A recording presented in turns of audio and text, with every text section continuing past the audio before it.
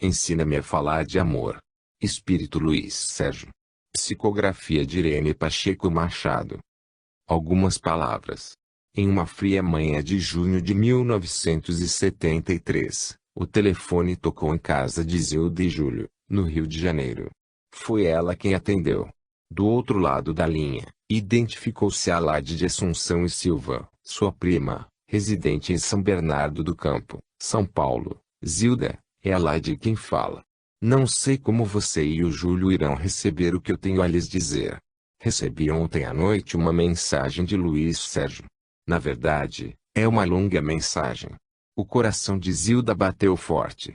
Ela sabia que seu filho Luiz Sérgio, desencarnado em 12 de fevereiro daquele ano, vítima de um acidente de carro, estava procurando meios de se comunicar, mas não pensara que isso iria acontecer tão rápido, e justamente através de uma pessoa tão próxima. Pediu que Laide lesse a mensagem, bem devagar. Enquanto se desenrolava a leitura, Zilda acompanhava com a maior atenção as palavras pronunciadas, que foram encerradas com um recado muito tocante para Valquíria, com quem Luiz Sérgio iria firmar compromisso. A saudosa mãe não pôde fazer qualquer comentário, pois as lágrimas corriam por sua face. Parecia estar ouvindo seu filho falar, apenas a voz era diferente. Meu Deus, pensou ela, é uma carta enviada da espiritualidade. Identificava todo o linguajar, o modo de escrever, os trocadilhos que gostava de fazer, a sua curiosidade despertada para pesquisar o que desconhecia. Tudo denunciava a Luiz Sérgio como o autor daquelas linhas.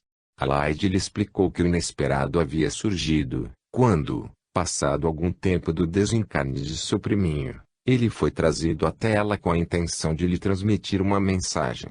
Aceitou a incumbência e ali estava o resultado.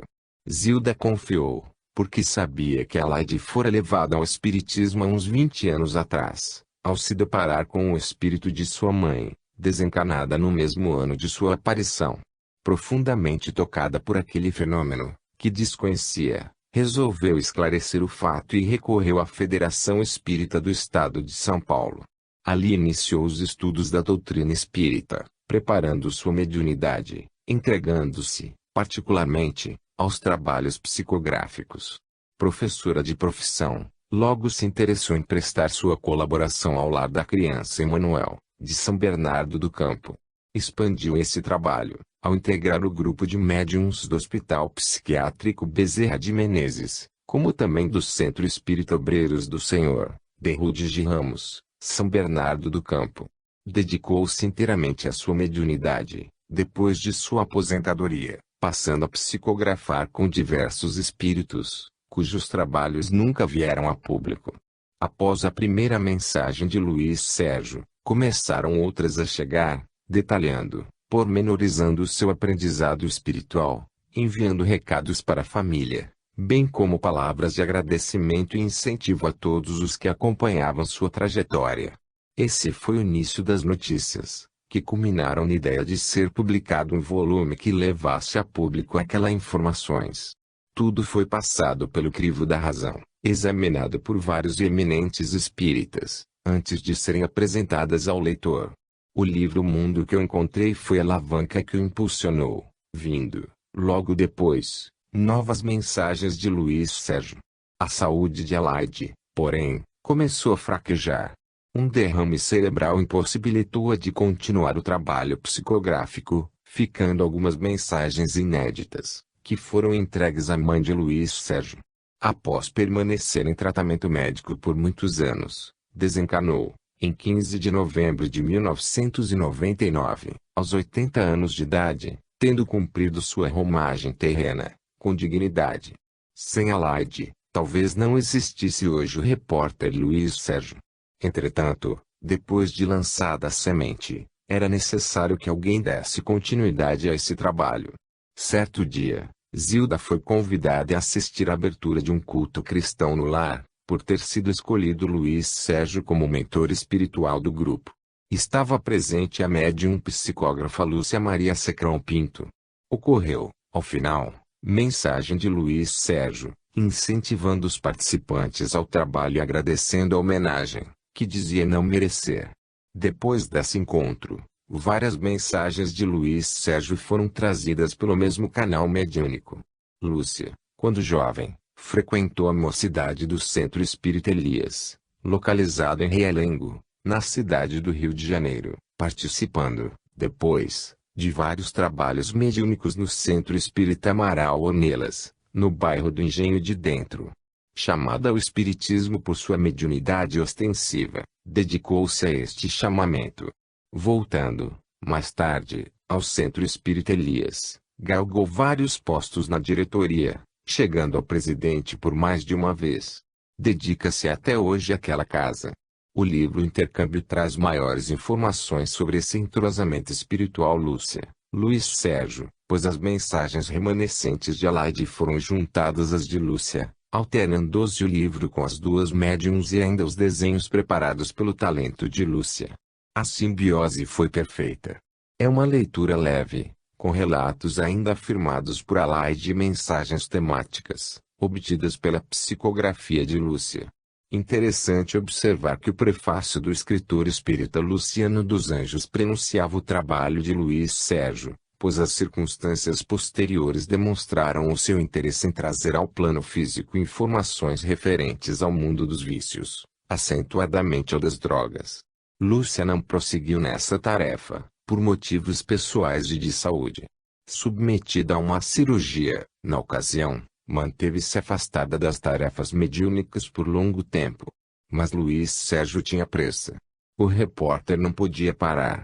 E foi assim que surgiu Irene Pacheco Machado em seu caminho, observando-se um traço comum nas três médiuns. Irene, moradora de Brasília, também foi levada ao espiritismo por sua mediunidade.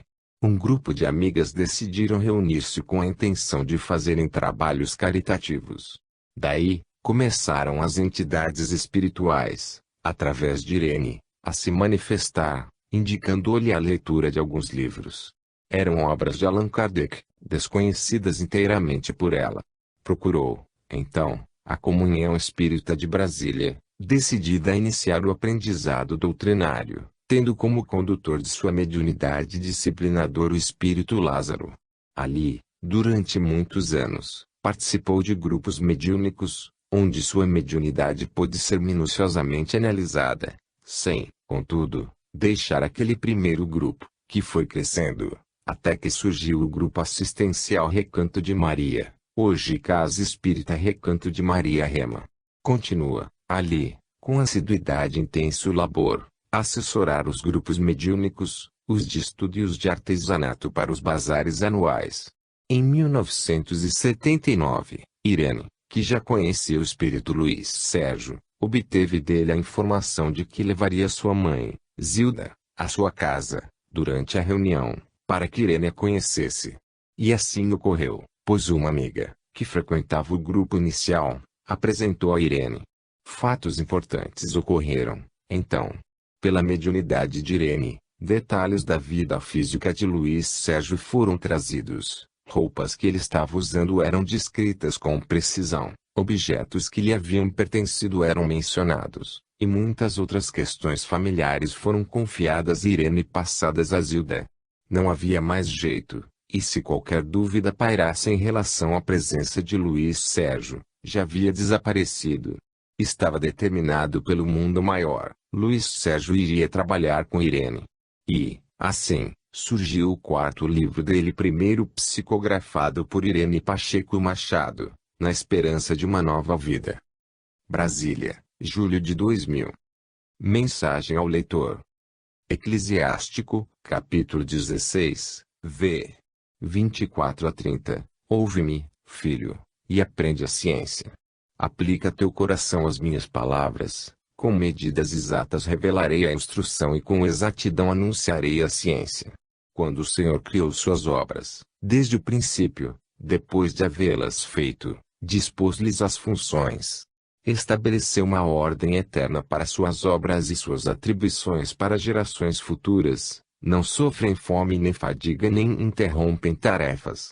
Nenhuma se chocou contra as outras e nunca desobedeceram a sua palavra.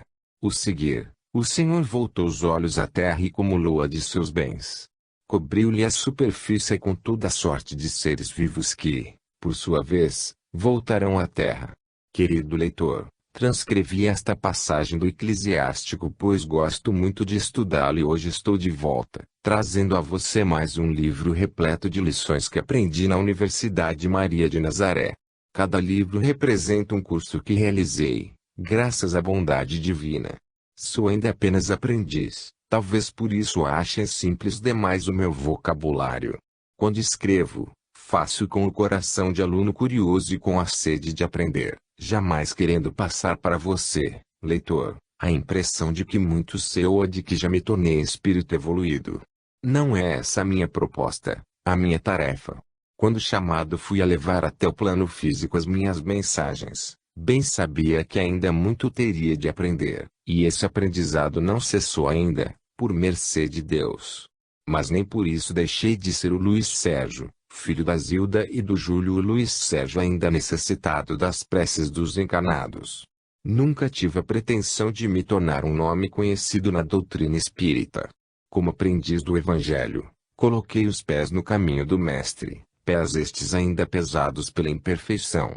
Não é porque ditei livros que já me considero um escritor ou um espírito superior, não, pelo amor de Deus, compreenda-me. Sou apenas um espírito que busca desesperadamente aprender e evoluir, e para que isso venha a acontecer preciso de seu respeito, de sua amizade, leitor amigo. Não me incomodam as críticas de que o vocabulário dos meus livros é pobre e que sou às vezes irreverente. Sou o que sou e as pessoas que bem de perto me conhecem, ao ler os meus escritos, logo certificam-se de que estou vivo, bem vivo, por mercê de Deus.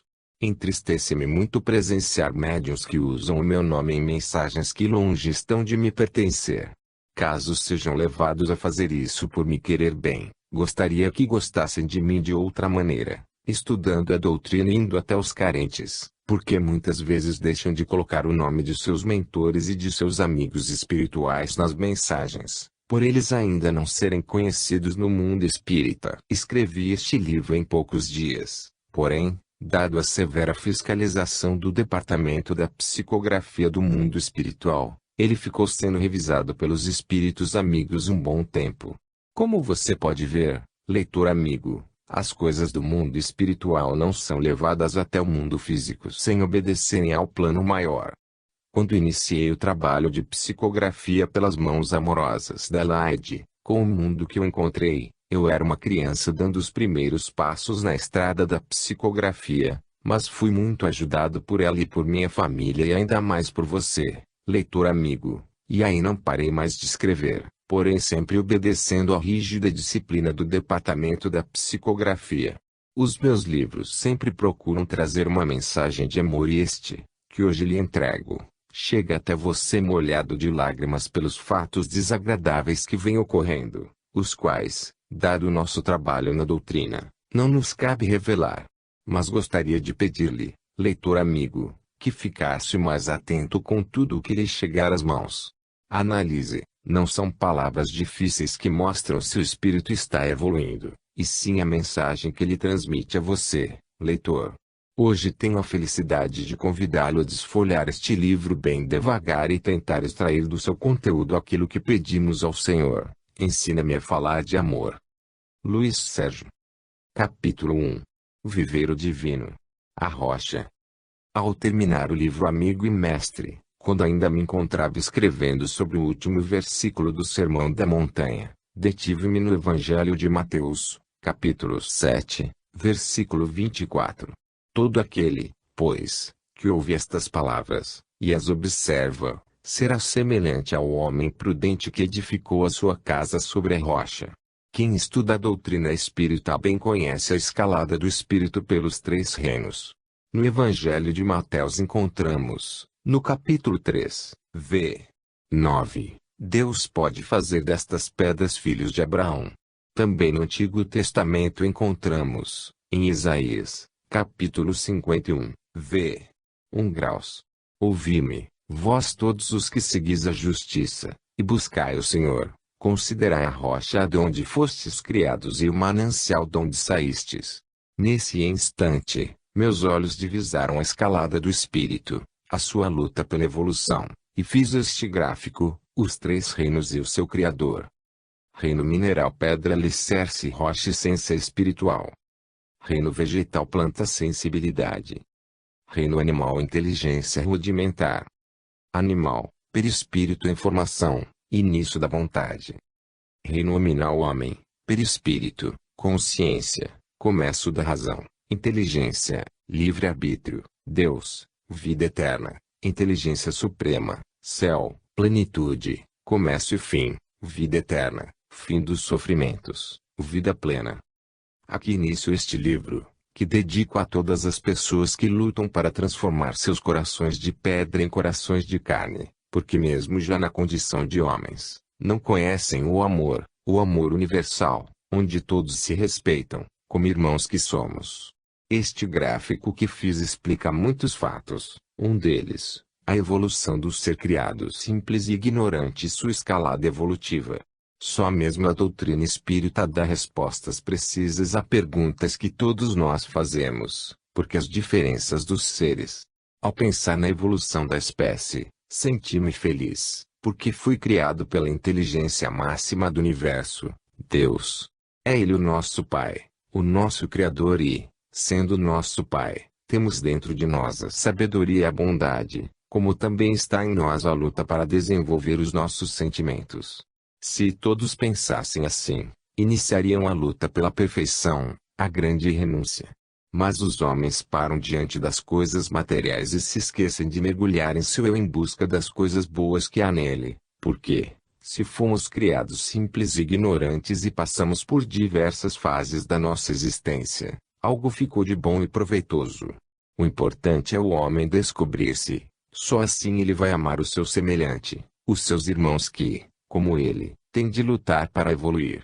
Desde que o mundo é mundo, Deus manda os seus emissários para elucidar a humanidade, mas esta, julgando não ter compromisso com Deus, passa as existências indiferente aos chamados espirituais. É fato absurdo que dizem certos religiosos, que o Criador só forma a alma quando ela nasce no mundo físico.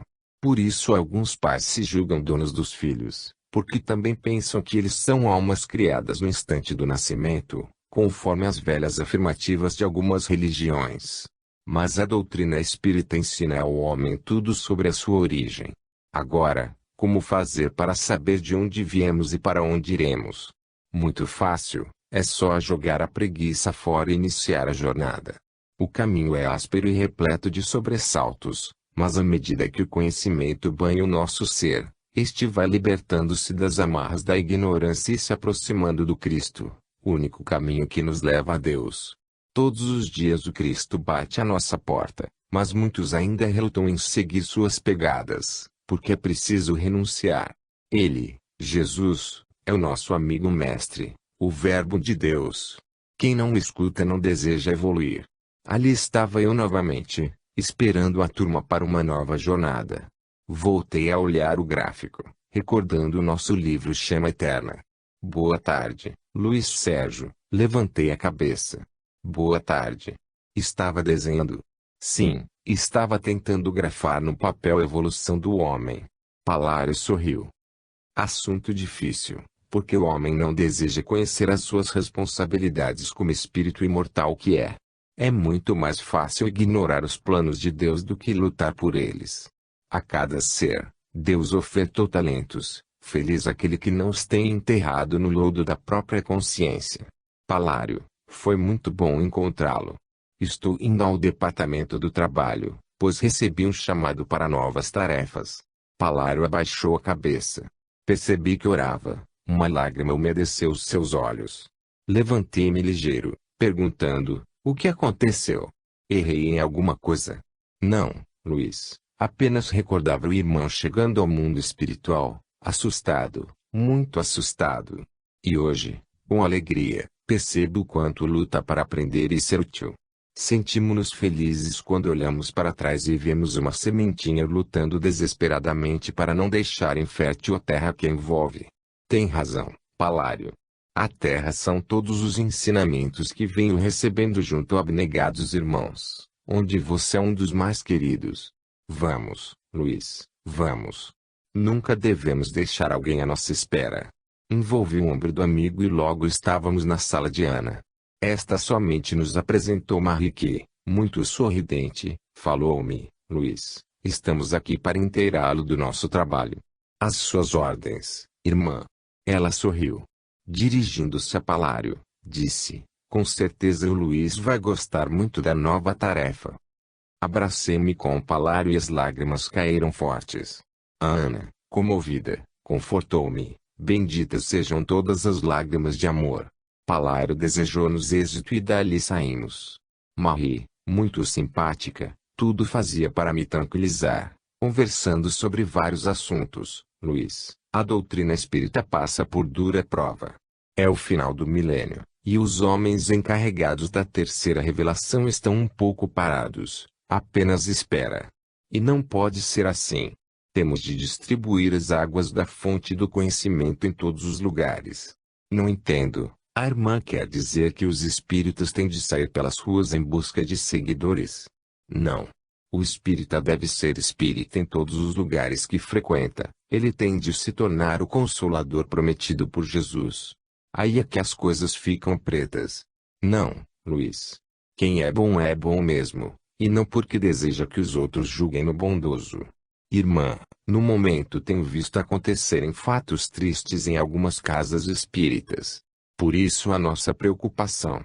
Temos de levar a palavra de Deus aos corações endurecidos. Fazê-los despertar para o amor. Milhões de pessoas sentem-se sozinhas, perdidas e desanimadas, sem saber o que fazer.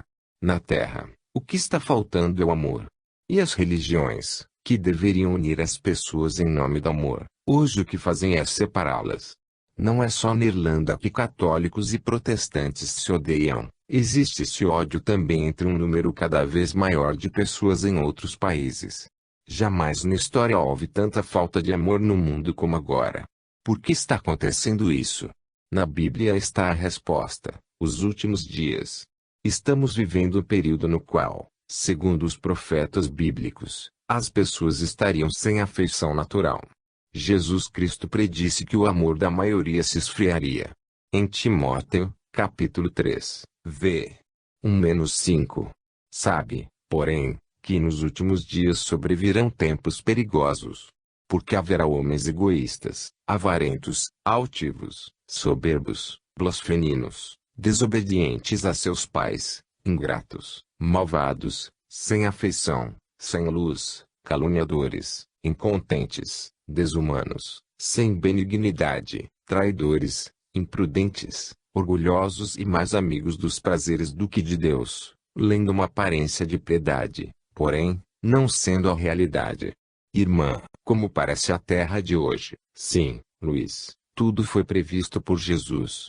A atual falta de amor, portanto, é parte da evidência de que vivemos os últimos dias deste mundo. Do fim do mundo, irmã? Não. Os últimos dias dos maus na terra. Como? Pode explicar-me? Sim. Os homens têm de aproveitar o chamado, porque quem não se tornar melhor será deportado para mundos onde terão de recomeçar uma nova vida. Felizmente isso também significa que este mundo de pessoas ímpias em breve será substituído por um novo, muito mais justo, governado pelo amor. Será, irmã, que podemos acreditar em tais mudanças? Será possível que todos consigam amar uns aos outros e vivam juntos em paz? Sim, Luiz Sérgio. Para viver neste novo mundo deveremos seguir Jesus. Ele nos ensinou que depois do amor a Deus nossa vida deve ser governada pelo amor ao próximo, em Mateus, capítulo 22, v. 23-40. No mesmo dia vieram alguns saduceus, que dizem não haver ressurreição, e o interrogaram, dizendo: Mestre, Moisés disse, se morrer alguém, não tendo filhos, seu irmão casará com a mulher dele, e suscitará descendência a seu irmão. Ora, havia entre nós 7 irmãos. O primeiro, tendo casado, morreu, e, não tendo descendência, deixou sua mulher a seu irmão. Da mesma sorte também o segundo, o terceiro, até o sétimo. Depois de todos, morreu também a mulher. Portanto, na ressurreição, de qual dos 7 será ela esposa? pois todos a tiveram. Jesus, porém, lhes respondeu: errais, não compreendendo as Escrituras nem o poder de Deus, pois na ressurreição nem se casam nem se dão em casamento, mas serão como os anjos no céu. E, quanto à ressurreição dos mortos, não lestes o que foi dito por Deus: eu sou o Deus de Abraão, o Deus de Isaque, e o Deus de Jacó. Ora, ele não é Deus de mortos, mas de vivos. E as multidões, ouvindo isso, se maravilhavam da sua doutrina. Os fariseus, quando souberam que ele fizera emudecer os saduceus, reuniram-se todos, e um deles, doutor da lei, para o experimentar, interrogou-o, dizendo: Mestre, qual é o grande mandamento na lei? Respondeu-lhe Jesus: amarás ao Senhor teu Deus de todo o teu coração, de toda a tua alma, e de todo o teu entendimento. Este é o grande e primeiro mandamento. E o segundo, semelhante a este, é: amarás ao teu próximo como a ti mesmo. Destes dois mandamentos dependem toda a lei e os profetas. Irmã, torno a perguntar: será que isso virá a acontecer? Poucos, muito poucos, são aqueles que amam o próximo. Acho mesmo que só os primeiros cristãos. Eles, sim, eram conhecidos pelo amor que nutriam uns pelos outros. É isso que nos pede Jesus, em João, capítulo 13, v. 34 a 35. Eu vos dou um novo mandamento, que vos ameis uns aos outros, assim como eu vos amei, para que vós também mutuamente vos ameis. Nisto conhecerão todos que sois meus discípulos, se vos amardes uns aos outros. As religiões são as primeiras a se odiarem. Veja o que fazem com os espíritas. Irmã, tem razão, Luiz Sérgio. Por isso os espíritas têm de lutar pela sua doutrina. E esta luta deve ocorrer nas casas espíritas, onde os seus presidentes devem unir as pessoas e transformá-las em irmãos. Existem casas espíritas em que ninguém se conhece. A fraternidade deve reinar nos núcleos espiritistas. Acho difícil, irmã, porque já vimos esse filme, os espíritos convidarem as pessoas para eventos, para um melhor entrosamento, e as pessoas não comparecerem, sempre apresentando desculpas. Se 2 ou 3 pessoas não vão, mesmo assim outras aprendem a viver no grupo e formam nele uma nova família. Não sei, irmã, como já disse, já vi esse filme e não gostei do final. A família carnal é mais forte e bem disse Jesus, em Lucas, capítulo 12, versículos 49 a 53, de hoje em diante haverá, numa mesma casa, 5 pessoas divididas, 3 contra 2 e 2 contra 3. Estarão divididos o pai contra o filho e o filho contra seu pai, a mãe contra a filha, e a filha contra a mãe, a sogra contra a nora, e a nora contra a sogra. Os inimigos do homem serão os seus mesmos domésticos. Mas o tempo, Luiz, é agora. Temos de lutar para não deixar para trás as nossas oportunidades. O tempo está se esgotando, e infeliz aquele que recebeu o talento e o jogou fora, principalmente porque não teve coragem de lutar contra as adversidades da vida. Irmã, se a mãe de família, por exemplo, vai todos os dias à igreja ou ao centro espírita, a família vai culpá-la por negligência familiar. Que fazer? Se for uma mulher forte, vai impor a sua fé. Não são 2 horas orando a Deus que irão abalar o alicerce de um lar. Muitas vezes essas mulheres usam a desculpa da família para justificar as suas fraquezas. São elas que, muitas vezes, querem ficar deitadas ou vendo televisão. Algumas famílias são fogo, tudo é motivo de briga. Já imaginou, Luiz, se todas as mães do circo de Roma tivessem desistido de ser cristãs? Hoje não teríamos exemplos a serem seguidos. Tem razão, mas os cristãos de hoje são tão fraquinhos. Falou muito bem, fracos, muito fracos. Temem amar a Deus e servir o próximo. Não sabem eles o tempo que estão perdendo. Irmã Marie, convivendo com o cotidiano dos encarnados, percebo quanto é difícil levar a eles as noções de responsabilidade com os trabalhos do Cristo. Se dizemos que seus filhos estão passando dos limites, eles acham que estamos falando para os dos outros, não para os filhos deles. Se pedimos para fazerem caridade, eles julgam que é para o vizinho e não para eles. Como vê, Irmã, a cada dia o trabalho dos espíritos está ficando mais difícil. Luiz, não podemos desistir. O Cristo até hoje espera por uma humanidade renovada e, lutando junto a Ele, também estaremos lutando pela nossa melhoria. Agora, infelizes são todos aqueles que o ouvem, leem, têm contato com os espíritos, mas nada fazem para se tornar melhores. Acreditamos, Luiz, que para usufruir as bênçãos sob o reino de Deus, é preciso que comecemos a cultivar o amor em nossos corações e fazer do próximo um irmão em Cristo. Sem essa mudança interior não existe paz em nossa consciência. Irmã Marie, sabemos que a doutrina espírita passa por uma fase difícil, com desentendimento até entre federações. O que está acontecendo? Muito simples, falta de humildade. Os que reclamam desse ou daquele irmão não têm uma alma humilde, porque só nos melindramos quando alguém nos feriu amor próprio. Se andamos direito, se servimos o Cristo, dificilmente encontramos tempo para as brigas. A irmã está por fora. Temos visto cada cena em casas espíritas por causa de posto na diretoria, que tirariam Allan Kardec do túmulo. Porque nessas casas, a pureza doutrinária está bem longe. Nesses dias que ficaremos juntos, Luiz, teremos oportunidade de estudar o comportamento de alguns ditos religiosos, aqueles que falam Senhor, Senhor, mas distantes se encontram dele. De todas as religiões, ou só dos espíritas. Trataremos de estudar o comportamento dos filhos de Deus, das ovelhas de Jesus. Irmã, confesso que estou curioso. Para começar, vamos a uma conhecida casa espírita. Só nós dois? Cadê a turma? Que turma, Luiz? Sempre nos nossos trabalhos formávamos uma equipe. Por enquanto, estaremos, nós dois, analisando os comportamentos. Irmã, este livro vai ser proibido para menores de 18 anos. Ela sorriu. Tem razão. Ele irá mexer com muitas consciências. Maria andava ligeiro e, por mais que eu desejasse alcançá-la, ia ficando para trás. Em dado momento, parei, respirando forte. Ela se comunicou telepaticamente comigo, alertando-me para a concentração. Não consegui alcançá-la, porque fiquei preocupado ao perceber que ela levitava, deslocando-se com uma rapidez tremenda. Luiz, preste atenção na sua respiração e deixe sua mente livre. Movimente os braços e as pernas como se estivesse andando no ar. Cerre os olhos por um momento e siga-me. Não se importe com os meus passos, importe-se com a sua vontade de prosseguir viagem. Agi conforme a orientação e confesso que foi a melhor experiência que já tive.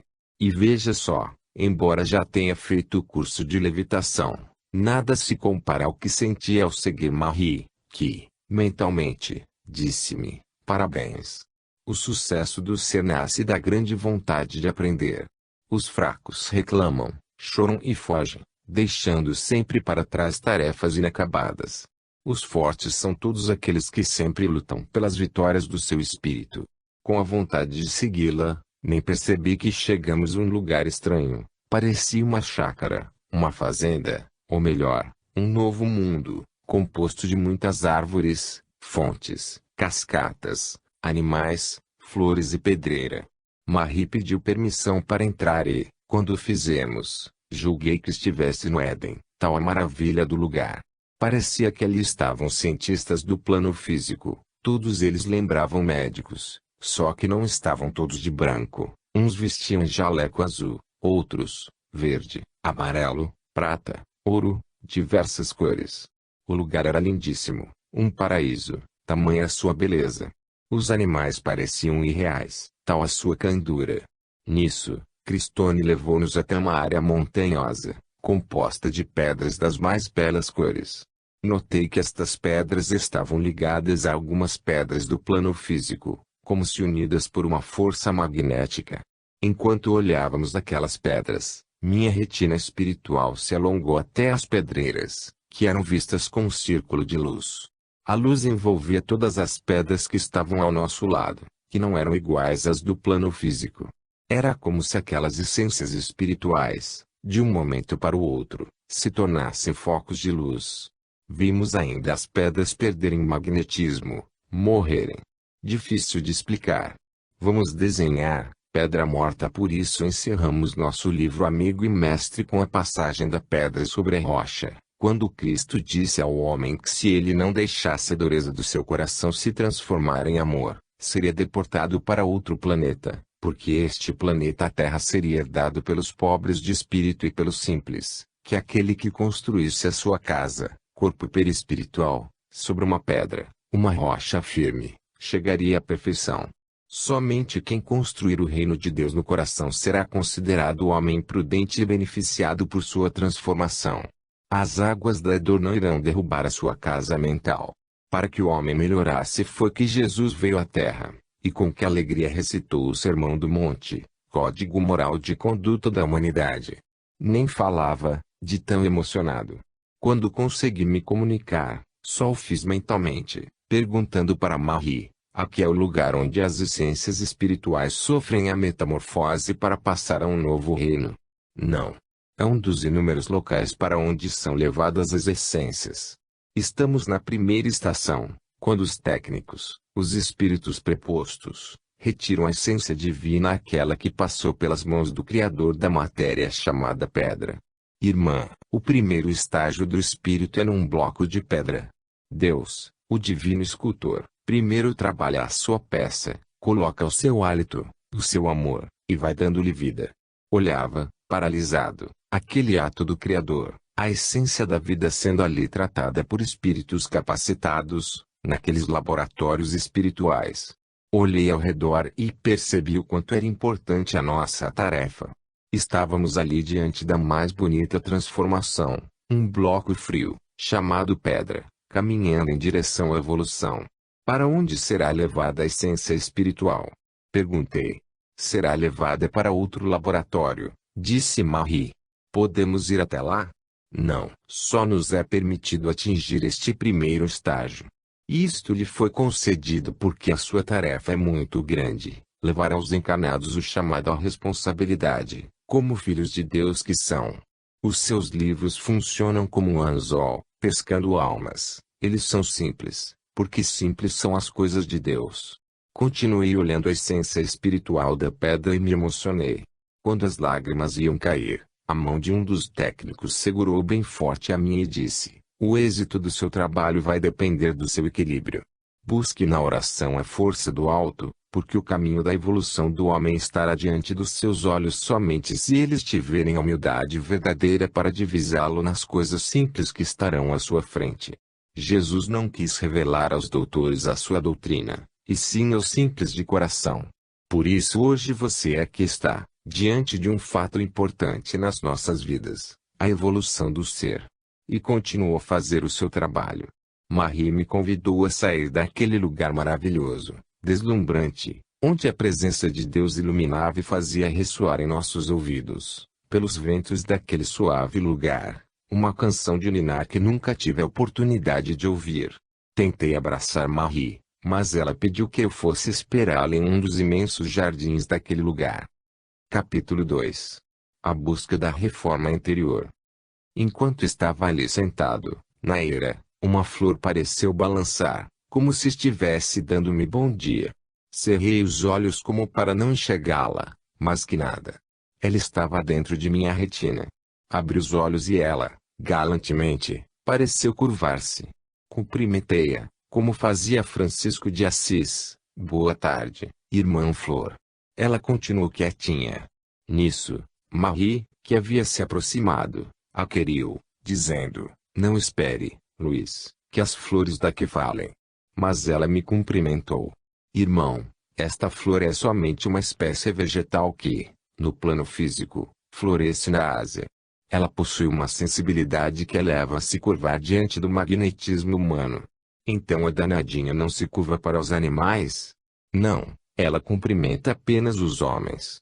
Levantei-me e lhe dei continência, dizendo: boa tarde, linda flor dos meus sonhos. Os outros irmãos que ali se encontravam sorriram, dizendo: boa tarde, Luiz Sérgio. Volte sempre. Aqui estaremos ao inteiro dispor daqueles que desejarem conhecer a escalada de um espírito. Marie nos apresentou: Luiz, este é Gerald, um dos encarregados deste viveiro divino. Olhei os outros e eles fizeram reverência.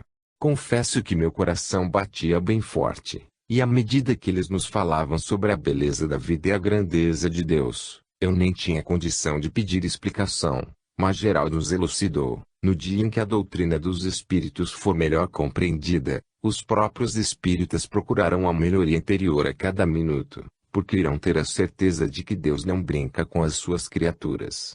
A partir do momento da sua criação, cada ser tem de lutar para crescer em moralidade e intelectualidade.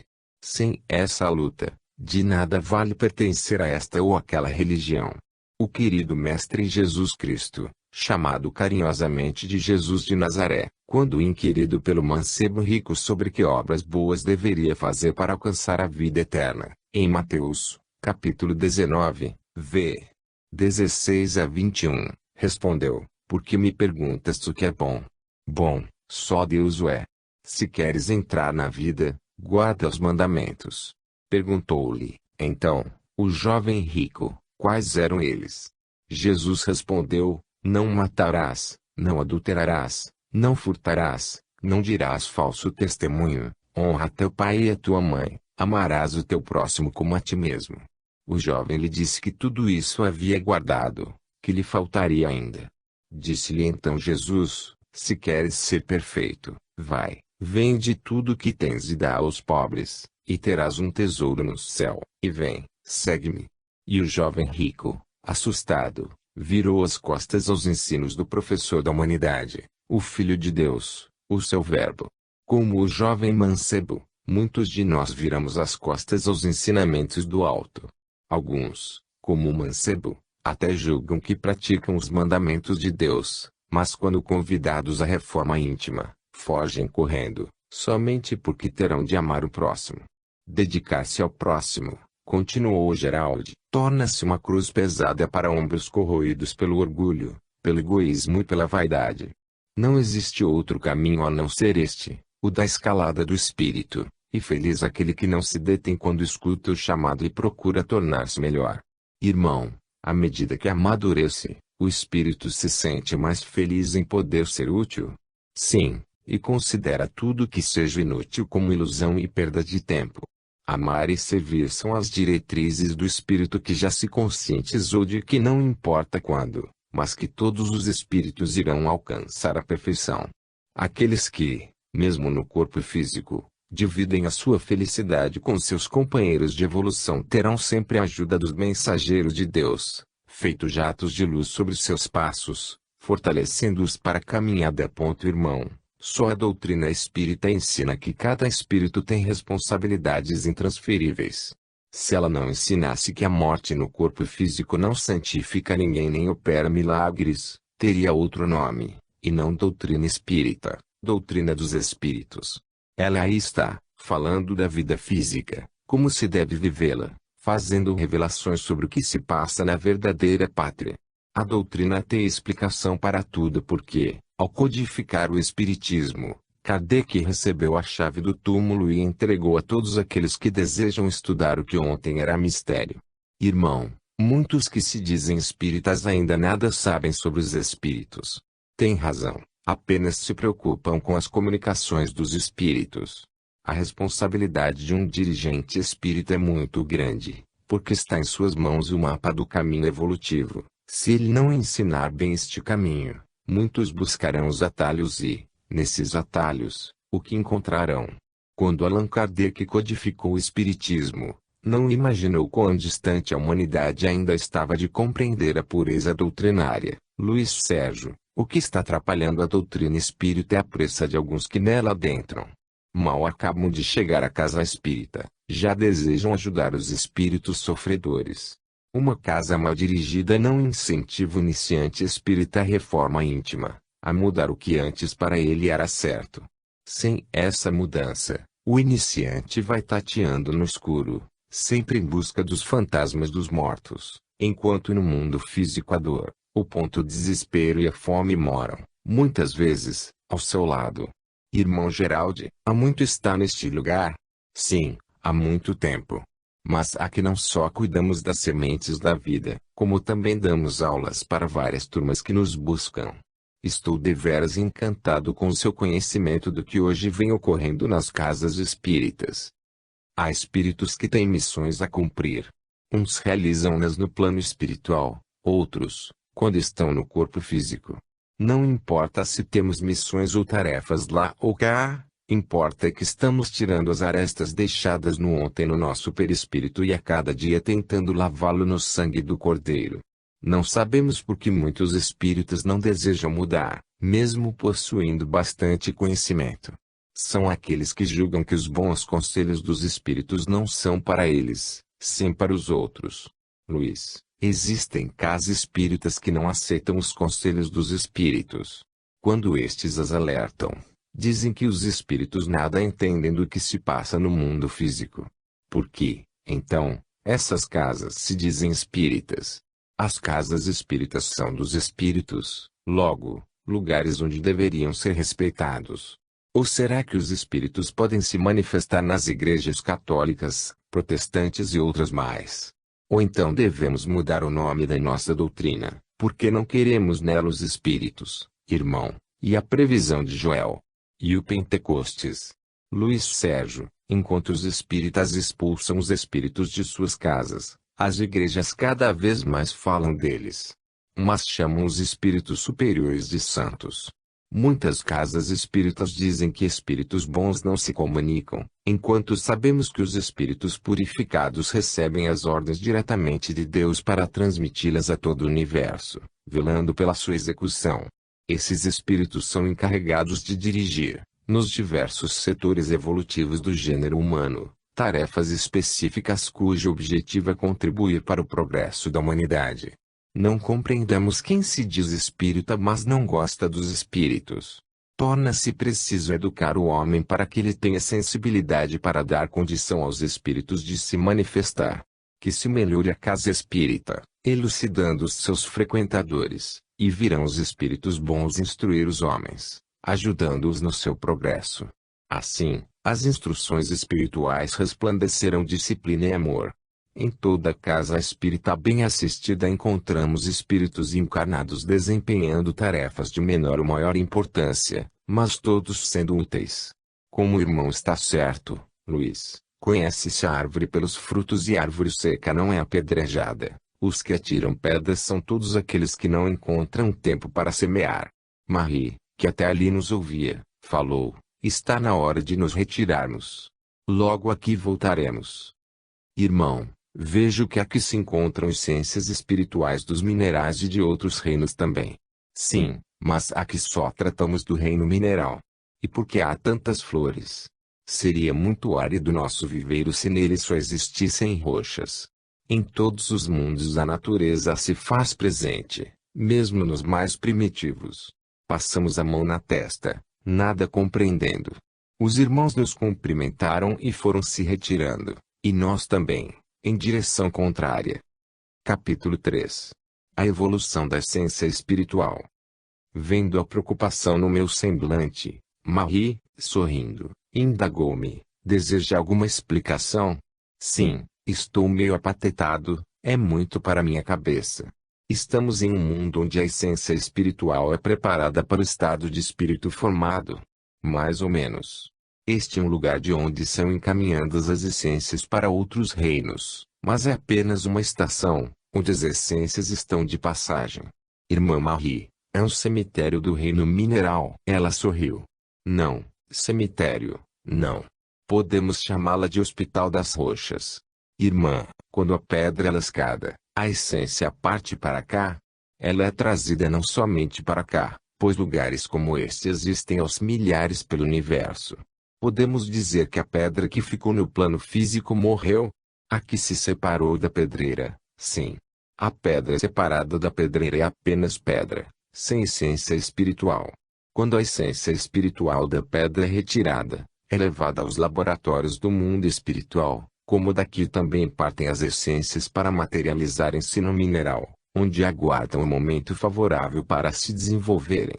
Mas isso só acontece quando a pedreira já está preparada. O mesmo ocorre com as plantas. Sim, mas não com todas. Em quais?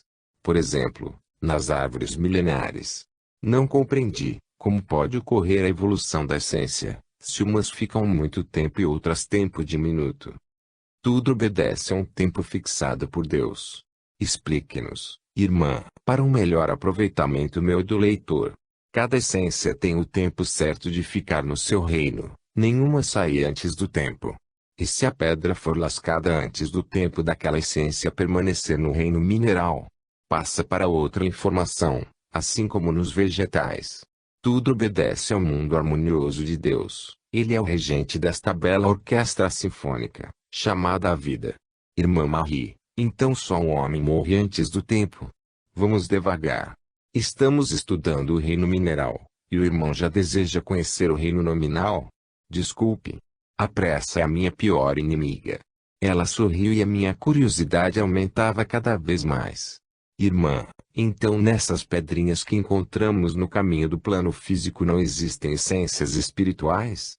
Sim, você está certo. É difícil compreender a problemática dos três reinos. Tem razão, Luiz. É um assunto sério, mas que todo estudioso de doutrina deve conhecer. Só assim lutará pela perfeição. Posso fazer mais uma pergunta? Sim, estamos aqui para ajudá-lo.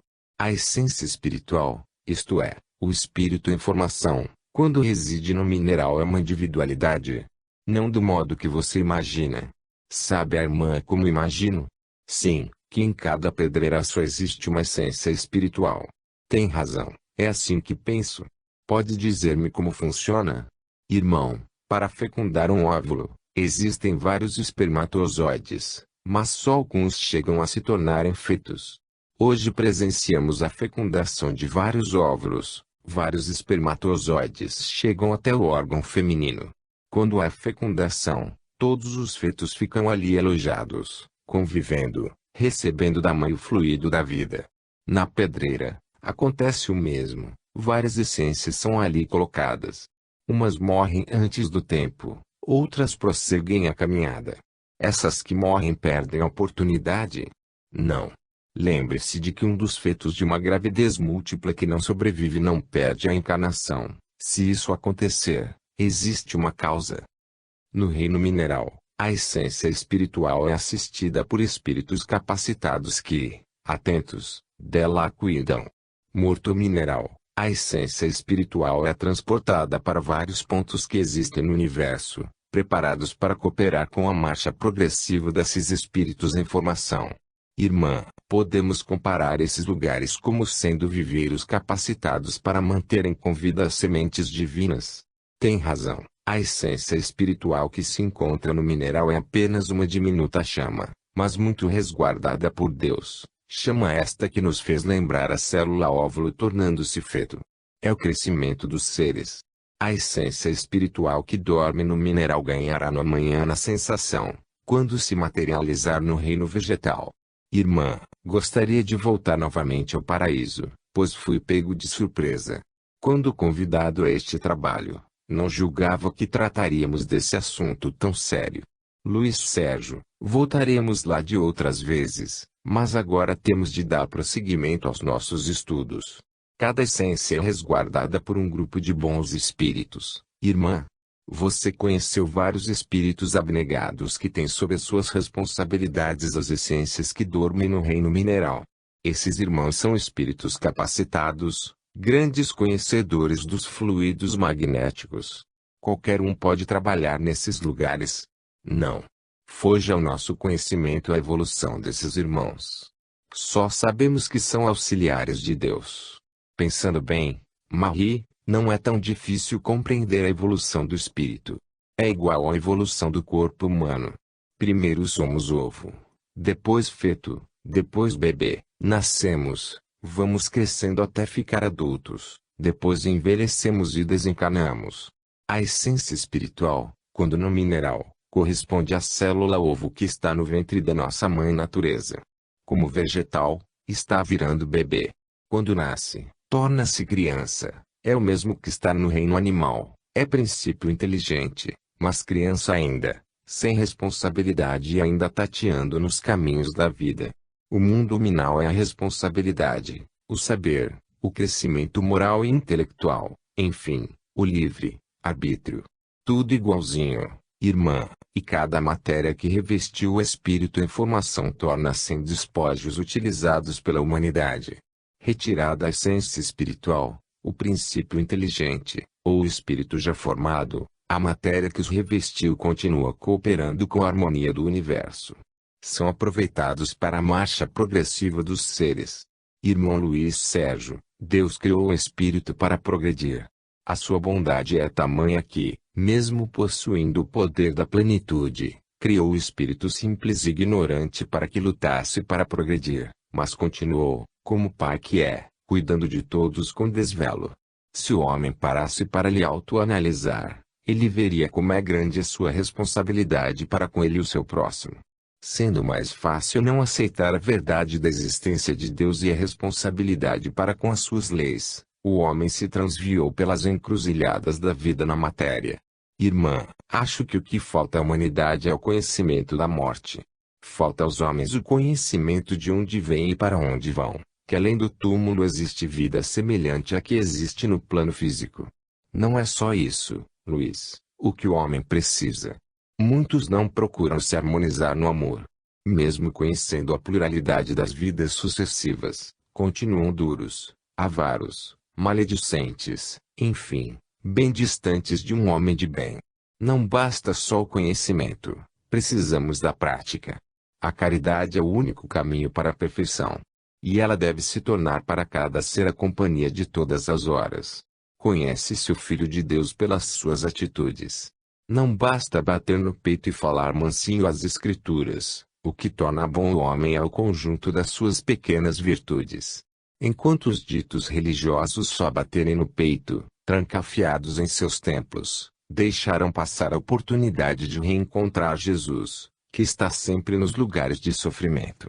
Portanto, Luiz, não basta conhecer a doutrina espírita, o que se torna preciso é um grande conhecimento das próprias necessidades de reforma interior. Sendo a alma imortal, preciso o homem se autoeducar. Enquanto ele estiver preocupado com a evolução do seu próximo, estará deixando a sua própria oportunidade de crescimento para trás. A irmã tem razão. Às vezes a pessoa é bondosa, é carinhosa, mas é difícil, intransigente, dura e às vezes até injusta. Por quê? Simplesmente porque não é humilde. O humilde é bondoso, é amigo, é desprendido, Luiz. O homem do final deste milênio precisa buscar as coisas de Deus. Estamos próximos do final do século, e nunca se viu tantos religiosos preocupados com a sua igreja, considerando a maior da terra, enquanto a família está sendo exterminada, os jovens morrendo de tristeza, as crianças cada vez mais abandonadas pelos pais. Enquanto os religiosos brigam, sem uma união cristã, os espíritos das trevas alegram-se junto aos corações invigilantes. O que a irmã acha que se pode fazer para levar o homem a se autoeducar? É preciso descobrir o Cristo integralmente. No dia em que o homem viver o código da moral cristã, que se encontra no Sermão da Montanha, a terra estará transformada. Irmã, quando estávamos recebendo as aulas sobre o Sermão do Monte, eu ficava inebriado com a grandeza de Jesus, a sua humildade em transmitir aos seus irmãos errados, que se encontram neste planeta de expiação e provas, o valor do respeito às leis de Deus. Quando Cristo pronunciou o Sermão do Monte, ele apenas estava explicando cada versículo do Decálogo. E com que simplicidade o fez! O homem não precisa decorar todos os livros sobre conduta humana, basta que respeite o Decálogo e procure ver o que nos ensina o Mestre Jesus. Em Mateus, capítulo 5, versículo 17, encontramos: não julgueis que vim abolir a lei e os profetas, não os vim destruir, mas sim para os cumprir. Que grandeza de palavras! O Cristo veio à Terra como mestre do amor para ensinar o homem a se tornar bondoso.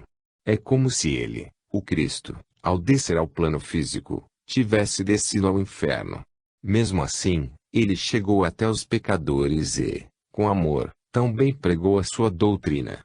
Alguns se tornaram mártires, outros, traidores, ainda assim ele nos enviou o Consolador, que é a doutrina espírita.